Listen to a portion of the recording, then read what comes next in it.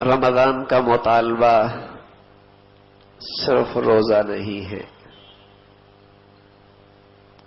صرف تلاوت نہیں ہے،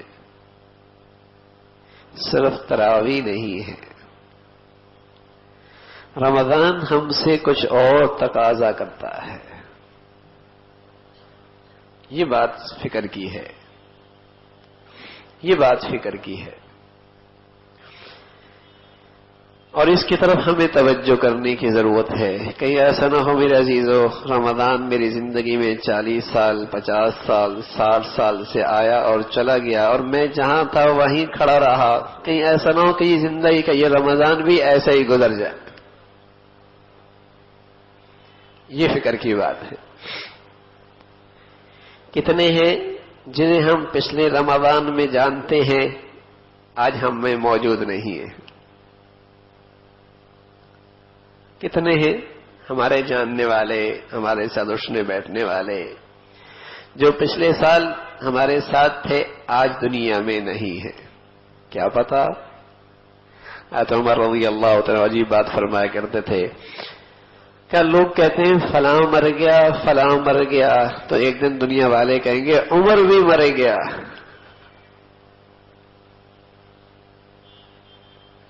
عمر بھی مر گیا رضی اللہ تعالیٰ عنہ۔ تو ہم ہر رمضان کہتے ہیں ہاں آج وہ نہیں ہے ہمارے ساتھ، آج فلاں شخص اس رمضان میں ہمارے ساتھ نہیں ہے، تو کل کوئی ہمارے بارے میں یہی کہے گا کہ وہ ہمارے ساتھ آج نہیں ہے۔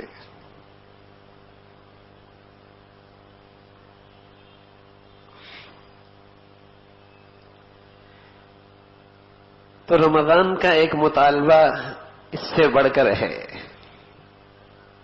اور اس کی فکر کی بہت ضرورت ہے۔ ایسا نہ ہو کہ یہ رمضان بھی آئے اور جیسے پہلے آتے چلے گئے اور گزرتے چلے گئے، اور میری زندگی کی سطح، دینی سطح نہیں بلند ہوئی۔ یہ رمضان مجھے کیا دے کر گیا ہے؟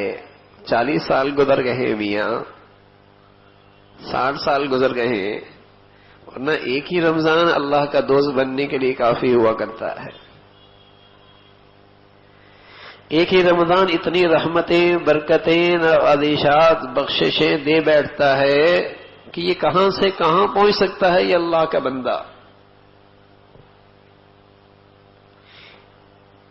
لیکن میں زندگی میں سمجھتا رہا رمضان روزوں کے لیے آیا، صرف تراویح کے لیے آیا، کچھ تلاوت کے لیے آیا بس، اور وہ ہو گیا، ثواب مل گیا۔ لیکن رمضان صرف اس لیے نہیں آتا۔ وَمَا خَلَقْتُ الْجِنَّ وَالْإِنسَ إِلَّا لِيَعْبُدُونَ، میں نے اس انسان کو اور اس جن کو اپنی عبادت کے لیے پیدا کیا۔ یہ ہے تو میری زندگی کا مقصد ہے، مشن ہے کہ میں اللہ کی عبادت کے لیے پیدا ہوا ہوں۔ اگر اللہ یہ کہتا کہ اس نے کچھ نہیں کرنا سوائے میرے سامنے سجدہ ریز ہونے کے، تو یہ بھی عین ہی اس کی زندگی کے مقصد کے مطابق تھا یہ حکم بھی۔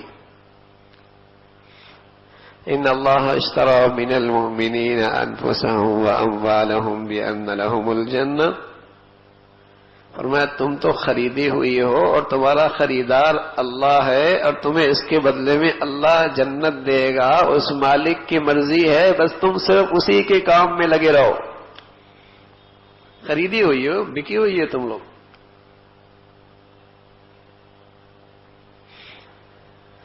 لیکن اللہ رب العزت نے فرمایا زندگی کا مقصد تو عبادت ہے۔ کھاؤ بھی، پیو بھی، پہنو بھی، رہو بھی، بچے بھی، بچیاں بھی، خوشیاں بھی، زراعت بھی، تجارت بھی، صنعت بھی، سب کچھ کرو،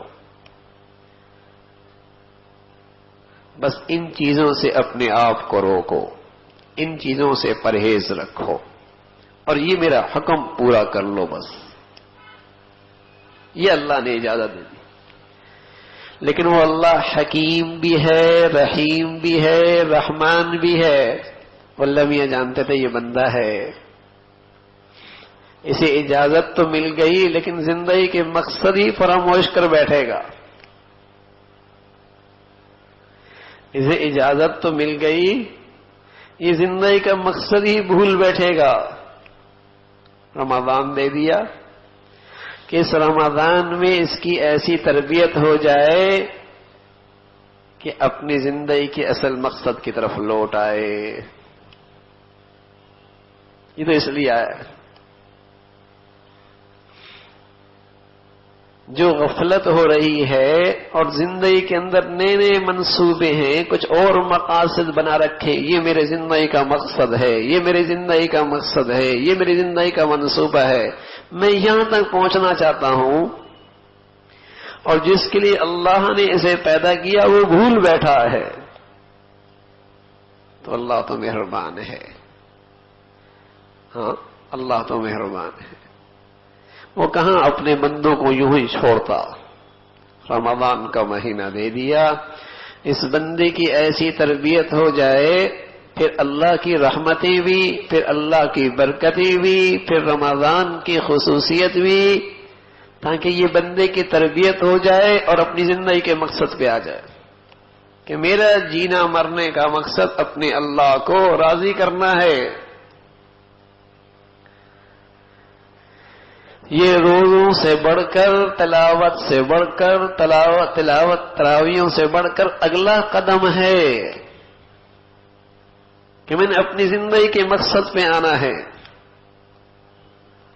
وما خلقت الجن والانس الا ليعبدون، میں اللہ کی عبادت کے لیے پیدا ہوا ہوں. میری زندگی کا مشن یہ ہے.